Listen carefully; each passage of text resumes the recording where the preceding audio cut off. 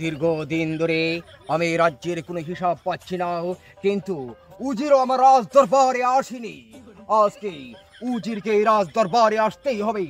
প্রহরী, এখনই উজিরকে খবর দাও। উজির সাহেব রাজ দরবারে হাজির। উজির সাহেব, কয়েকদিন ধরে আমি রাজ্যের কোনো হিসাব পাচ্ছি না, আপনিও রাজ দরবারে আসেন না, কারণ কি? আপনি একটু অপেক্ষা করেন, আমি সেনাপতিকে ডাকছি। ঠিক আছে, এখনই সেনাপতিকে আমার রাজ দরবারে ডাকুন। সেনাপতিকে রাজ দরবারে পাঠিয়ে দাও। যথাজ্ঞা। সেনাপতি রাজ দরবারে হাজির। আদেশ করুন মরালাস। সেনাপতি, আপনি আমাকে জীবিত পেয়েও আপনি আমাকে বলছেন মরা লাও। আমি কি মরে গেছি? আমি এখনো জীবিত আছি। উজির সাহেব, আপনি কিছু বলছেন না, বারবার আমাকে বলছে মরা লাও।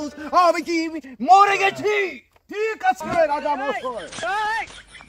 আপনারা দুজন আমার রাজ দরবারের হিসাব আমাকে এই রাজ দরবারে দিতে হবে।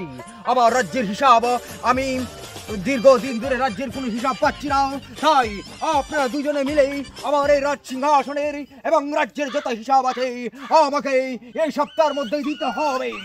আই দেব জাহাপনা। যত আজ্ঞা মহারাজ। আজকের মতোই রাজ দরবার এখানে স্থগিত করা হলো। যত আজ্ঞা মহারাজ।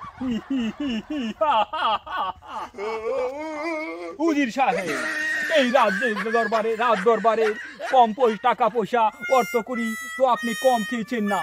এখন বুঝি এই শয়তানি রাজাকে আমাদের হিসাব কিতাব দিতে হয়, তাহলে কিন্তু আমাদের দুজনের একমাত্র সব সঞ্চয় দিয়ে দিতে হবে। আমরা তো এই রাজ্য থেকে অর্থ করি কম খাইনি।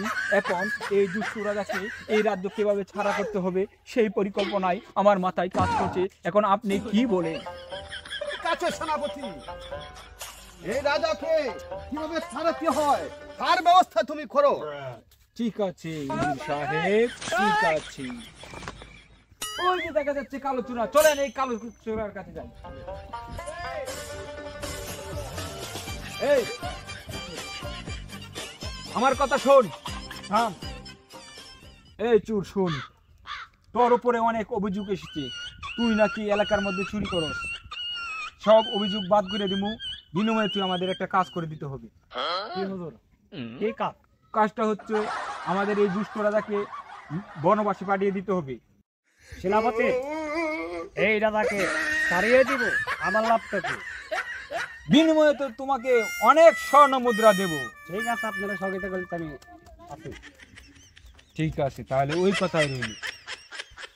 এখনো তো রাজ দরবারে কেউ আসেনি। কোথায় উজির সাহেব?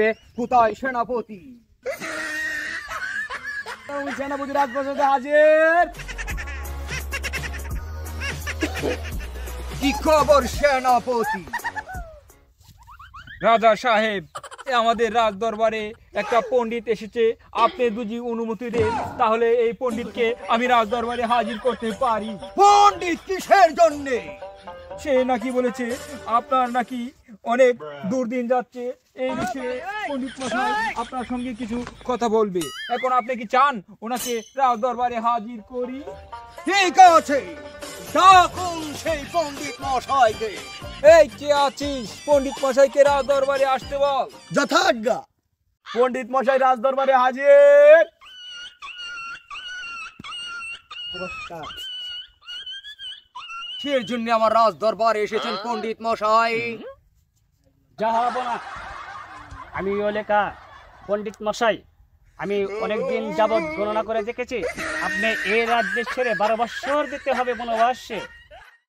ঠিক আছে পণ্ডিত মশাই, আমি বনবাসে গেলে যদি আমার রাজ্যের উপকার হয়, আমার প্রজাদের উপকার হয়, তাহলে আমি বনবাসেও যেতে রাজি আছি।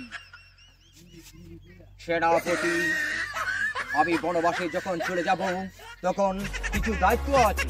সেই দায়িত্বটুকু আপনাদের দুজনের উপরে আমি দিয়ে যাব, আর সেই দায়িত্বটুকু কি আপনারা পালন করতে পারবেন? আগে মহারাজ, আমরা অক করে পালন করব। তাহলে ঠিক আছে, আমি আপনাদের দুজনের উপরে দায়িত্ব দিয়ে যাব, কিন্তু আমার দায়িত্বটুকু আপনারা সঠিকভাবে পালন করতে হবে। ঠিক আছে জাহাপনা, ঠিক আছে। আজকের জন্য এই রাজ দরবার এখানে মন্তব্য ঘোষণা করা হলো। কালকে আবার সেই রাজ দরবারে আসিব। সেনাপতি, তুমি যা ভাবছো তা হবে না। আমি এই রাজ্যের বুঝি, আমাদেরকে এই রাজ্যের পরিচালনা দেওয়া যেতে হবে। উজির সাহেব, কালকে রাজ দরবারে বলেছিলাম যে আপনাকে দায়িত্ব দিয়ে যাব। সেনাপতি, আমি আপনাকেও বলেছিলাম যে যে রাজ্যের কিছু দায়িত্ব আপনাকে দিয়ে যাব। উজির সাহেব, এই রাজ্য ছেড়ে আমি চলে যাব বনবাসে, তাই আমি আপনাদের দুজনের উপরে আমি কিছু দায়িত্ব আমি দিতে চাই। আপনারা কি সেটা পালন করতে পারবেন উজির সাহেব? অক্ষরে অক্ষরে পালন করবো জাহাপনা। তাহলে উজির সাহেব, আপনাকে আমি কিছু দায়িত্ব দিতে চাই। যেমন এই যে এখানে এখানে আমার মূল্যবান কিছু কেতা বালিশ আছে। এই কেতা বালিশের দায়িত্ব আপনাকে দিলাম উজির সাহেব। উজির সাহেব, আপনাকে এই মূল্যবান কেতা বালিশের দায়িত্ব দিয়েছি। আপনি খুব যত্ন রাখবেন যেন এই কেতা বালিশের মধ্যে কোনো উলস না ঢুকে। আর সেনাপতি, আদেশ করুন মরালাল। আবারও মরালাল, আমি জীবিত বেঁচে আছি, এরপরে তো আমাকে আপনি বারবার মরালাল বলছেন, কারণ কি? মহারাজ, আপনি আমাকে সেনাপতি বলছেন কেন? এই জন্য আপনি আমাকে মরালাল বলবেন? আপনাকে একটি দায়িত্ব দিতে চাই। আপনি আমার যে টয়লেটটা আছে, এই টয়লেটের মধ্যে সারাক্ষণ পাহারাদার দিবেন।